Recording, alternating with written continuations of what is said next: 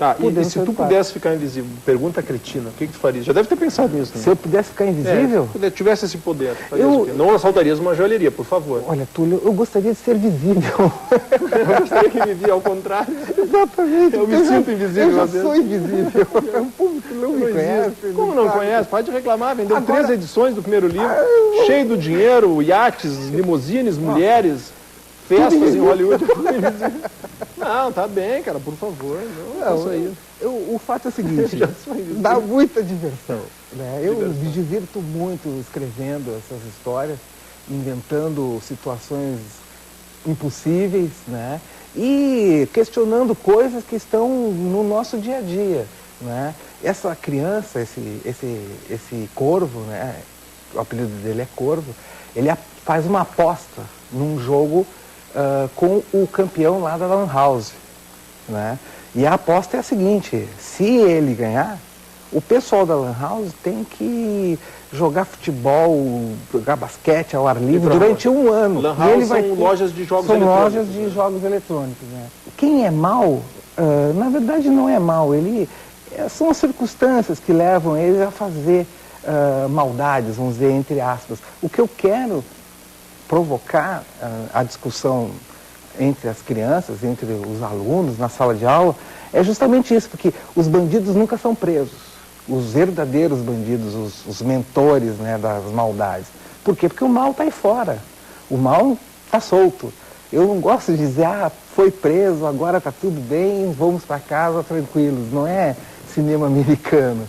Eu gosto de causar um pouco de incômodo, porque é isso que move a nossa vida. Cada dia é um dia diferente e as circunstâncias muitas vezes nos levam a fazer coisas que aparentemente são erradas.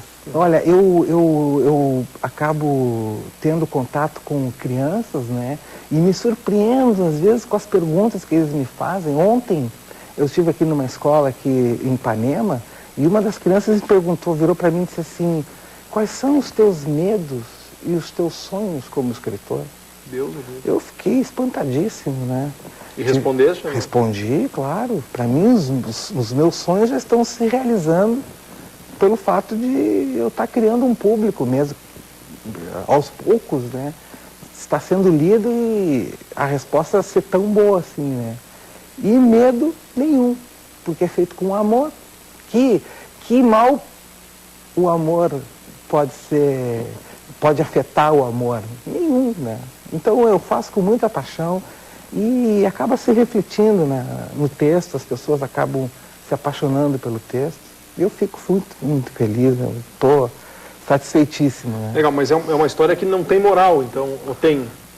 Em geral, essas histórias que os professores mandam a gente ler, tem assim, alguma coisa que espreme e sai um suco. Se fosse resumir, eu diria que hoje em dia, né, ou os livros, as circunstâncias determinam as ações. Não é? Hoje a gente vê juiz algemado, a gente vê filho assassinando pai, e a gente fica louco que, pô, onde já se viu essas coisas, né?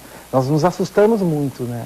E se a gente for analisar, as circunstâncias levaram essas pessoas a fazerem essas coisas. Não que justifique isso, mas que a gente possa entender o que gerou esse tipo de ação, né? Para se poder entender esse mundo, porque senão a gente vai dizer, pô, tá todo mundo louco, vamos ficar em casa e não vamos botar o nariz para fora de casa.